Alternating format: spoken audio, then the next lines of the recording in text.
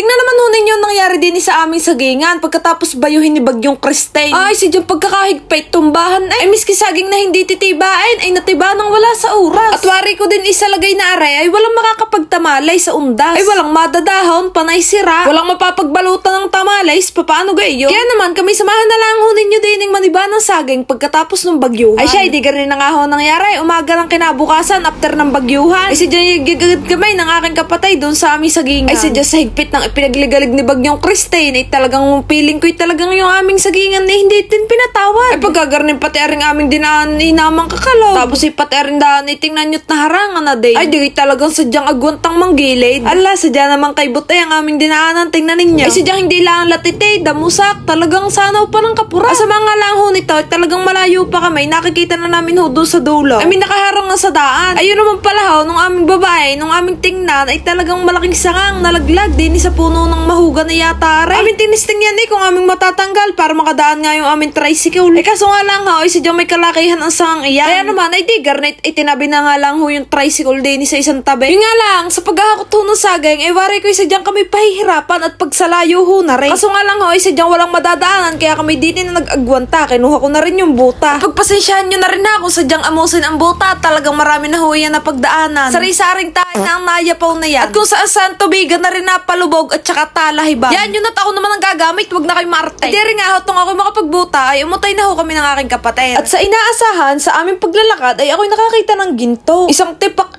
kalaki. At ayun, malayo pa lang ho kami, natatanaw ko na aring sagingan. Dini sa malayo, kakoy para namang walang tumba o tingnan ninyo't mga nagtayo pa. Tapos nung aking isom ay parang wala nga. Ay yun nga lang ho. Nung aming pasukin na rin loob ng sagingan, ay garne yung mga bumungad sa amin. Ay, tingnan ho ninyo, talagang tumbahan. Knockout talagang pagkakahigpit. Alawari ko'y ubos ang sagingan. Tapos itingnan naman ho ninyo saging naray, talagang babagong nabuwig. Ay, tumba rin, hindi pinatawar. At kaunting tips, kung kayo ay maniniba ng saging, wag ho kayong uula-ulaga sa paniniba. Iwan ho ninyo ang inyong kaulagaan sa bahay, okay? May ilang punong bukling, pero tingnan naman ho ninyo ring dahon ng saging. Ay, sadyang sira-sira paano ga makakapagtamali sa undas? Ay, walang madadahon at talagang ang dahon ay gutay-gutay. Ay, tingnan nyo iyan at talagang pagsahigpit. Hindi ko rin nga sadya akalain na magiging garne ang hitsura ng loob ng sagingan. Ganun ko titingnan nga kanina doon sa labas, di kayang tanaw parang mga nakatindig pa. Aba, ay nung pasukin ang loob, ay naku po, pag sa daming nadali. Pati mga saging na hindi titibay, iniwari ko'y talagang matitiba nang wala sa oras. Ay, tingnan nyo gayan, talaga naman pag sa papayat pa ng mga saging na iyan. Ay, si Diyan talagang kulang na kulang pa sa buwan bago tibay.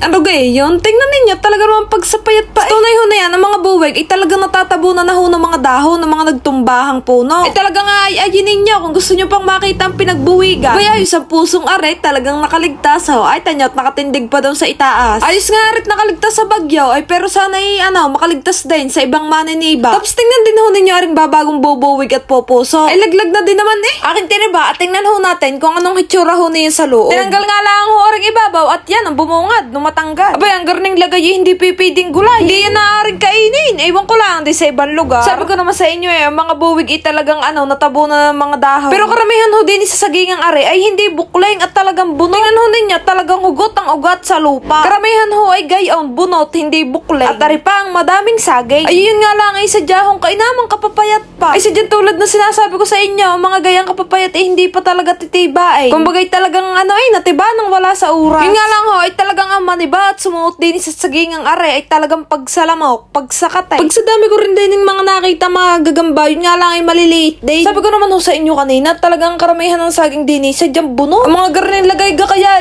may pag-asa pa. Nakailang buwig na rin ho kami din ng tiba. Yun nga lang ay miski pati mga payat ay talagang inay na rin ho. At tingnan ho ninyo ang puno ng saging na are, talagang parang kalaki ng problema. Ay sadyang laylay ang mga dahon. Wala nang nagtirik, panay na kayong-yung. Ari naman ho, ay hapay. Ay pagkagarnay talagang kakapagod. Kasarap maupo, tapos ang naupan pang gayon ay dagtaay, naku po. At tingnan ho ninyo ang buwig ng saging na aray, ang pagsapapaya. Ay sadyang kulang na kulang pa sa buwan, baka pati magnanakaw ay hindi rin pag-interesan. Ay kakaunti lang ang itinaba sa aking daliri. Tapos yun, ako'y humalili naman sa paniniba ng saging din Ako sa akin kapatid, ipahiram ako ng gulok at karet at ako naman ng mandadali. Ay sadyang may bigat nga din pala ang isang buwig na aray. Ay lalo na nga siguro pag hinakot aring mga buwig na aray doon sa tricycle. Ay gawa ng digay pagkakalayo layo naman ho nung aming tricycle din eh. Ay sadyan baka nga magbuhat na ito mamaya papunta doon sa tricycle ay talagang trabaho na nga lang ho. Ay sadyan talagang kakapanghinayang ang mga buwig na ari ng saging. Ganun pag sa papayat pa naman. Ay ang napansin nga lang ho din namin din eh, yung matatabang buwig na nandaydayan pa nung bago magbagyuhan. Ay bakit parang biglang nawala nung aming hinahanap at tinitingal. Alay, alam nyo na ang nangyari daon. Naway ikaw ay nabusog. At dini nga ho sa habong, dini na ho pinaghahakot ng aking kapatid yung mga buwig. At sa mga oras na ito na naghahakot na, ay ako ho hindi na talaga mapakinabangan. Ako ho'y naupo at naungkot na ho din eh. Ang magagayon ay talagang kakapagod din naman nga. Balere ho yung aming mga natiba, miski mapapayat. Medyo madami-dami nga ang buwig, ay kaso kapapayat naman, yung gano'n may mapapakinabangan. Pagkatapos ho noon ay hindi pa tapos, aring at ihutay na naming hakutin doon sa tricycle. Ay sadyang maghakot na rin talagang nakakapagod, bukod sa napakalayo ay pagkakainit pa. Guwan hindi nga ho namin na ipasok diyan yung tricycle, ay dapat yung tricycle doon dadalhin doon sa may habong. At para shoot lang na shoot doon sa tricycle, yun nga lang ay talagang hindi nga maipasok, kaya yan, agwanta kami diyan sa paghahakot. Asama ho nito, hindi kayo madami-dami ho yung buwig na iyon, ay di kami pihadong makakailang balik pampaparoon ito paparne. Aring at bumalik kami din sa habong para sa pangalawang kuha. Sa video ay mukha lang malapit yung aming nilakad, ay Diyos ko po, pag sa layo ho na yan. Tapos may bit-bit panggay ang kabigat. Aring at pinas-forward ko na lang, pero ang pass-forward na yan ay times 10. Kaya i-imagine nyo na lang ho kung gaano kalayo yung aming nilakad. Hindi pa ho namin nahahakot ang lahat ng buwig diyan. Pero pag garning ang tricycle ay kargado, ay di kaunting montage.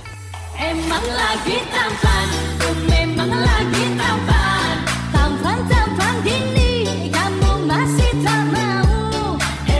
Ilang buwig pa ho yung iniwan namin doon sa habong, pero yun naman ho yung mga mapapayat na. Walang hindi na rin naman nga ho magkakasya din sa tricycle. Kaya aming iniwan muna at kami lumarga na. Babalikan na lang, iuuwi muna rin. Yung nga lang ay medyo may kalayuan lang din ho ng kaunti ang aming bahay din eh. At isang palakat na rin nga ho pala na shoutout din sa ating masisipag na mga nakaduting nakabantay din eh sa may ginagawang krasada. At yun, aming iniuwi nga lang ho din sa bahay yung aming mga natiba. Ilang tricycle din eh, yung mga nakita ko mga may bit-bit na saging. O, kita nyo gayon dumaan na yun na tricycle. Ay di kaya nasa likod noon ay din. Dalawang buwig din ng saging ang laman. At ayun, pagkatapos ho nung aming may baba doon ay hindi pa tapos. Bago kami magpunta doon sa sagingan ay dapadaan muna ho kami din sa mamian. Nagmamay nga lang ho kami din madali at yun, lumarga na uli. Pero bago ho kami nakapaghakot na yan ay kami napaungkot muna. Ay yung ganaman hong busog, di kay kakatamad. Tapos nung kami nga ho nakaungkot ng matagal-tagal ay di yan, kami pumunta na ho uli din sa habong. Di ako magdadalawang bitbit ng buwig, mapayat naman at magaan-gaan. Kaso ang problema ay di ako hindi makakapag-video tulad na rin, kaya iniwan ko na yung isang buwig na saging at dinala ko ang cellphone. Balere ho yung huli naming mga nahakot yan. Kung nakikita ninyo talaga namang malnourished ka papayat ng saging. Hindi pa sadya kaarawan ay natiba ng wala sa oras. At para hindi masayang ang mga saging na are ay aming lulupakin na lang. Abangan nyo na lang ang hubukas ang vlog sa mga yayaring lupakan.